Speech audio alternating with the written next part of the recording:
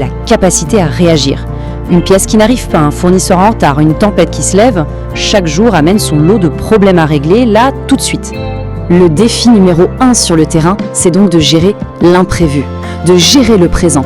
C'est l'opposé du bureau d'études où on anticipe le futur. Ici, on est dans l'action, dans la réaction. L'environnement est brut, physique, et les qualités essentielles, ce sont la réactivité et l'adaptation. C'est vraiment là qu'on voit si la théorie du BE tient la route face au monde réel. Alors on a vu ces deux univers qui semblent s'opposer, mais la vérité, c'est que les meilleurs ingénieurs les plus complets sont ceux qui arrivent à faire le pont entre les deux. Ils ne sont pas juste le cerveau ou les muscles, ils sont un peu le système nerveux qui connecte les deux et fait que tout fonctionne ensemble.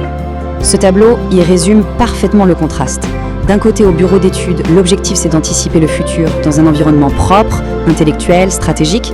De l'autre, sur le terrain, l'objectif c'est de gérer le présent dans un environnement brut, physique et réactif. On a donc vraiment deux missions, deux mentalités, mais au final un seul et même but, que le projet fonctionne. Et c'est là que la magie opère, dans cette synergie. Passer du temps sur le terrain, ça permet de faire de bien meilleurs plans une fois de retour au bureau.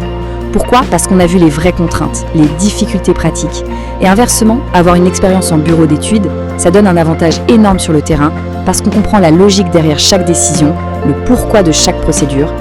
Au final, bien sûr, la question se pose, quel monde choisir ? Bureau d'études ou terrain ? En fait, il n'y a pas de bonne ou de mauvaise réponse. Ça dépend complètement de la personnalité de chacun, de ses aspirations, de ses forces et de ses envies. D'ailleurs, la source de cette analyse a une opinion personnelle assez marquée sur le sujet. Pour elle, l'expérience pratique sur le terrain est tout simplement irremplaçable. Selon ce point de vue, c'est seulement en ayant les pieds dans la boue, en touchant les machines, qu'on saisit vraiment les enjeux du secteur de l'énergie. Ce qui nous amène à la question finale, celle qui invite à la réflexion.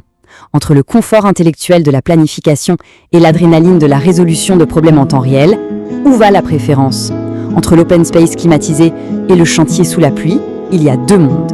Et la réponse à cette question pourrait bien définir toute une carrière.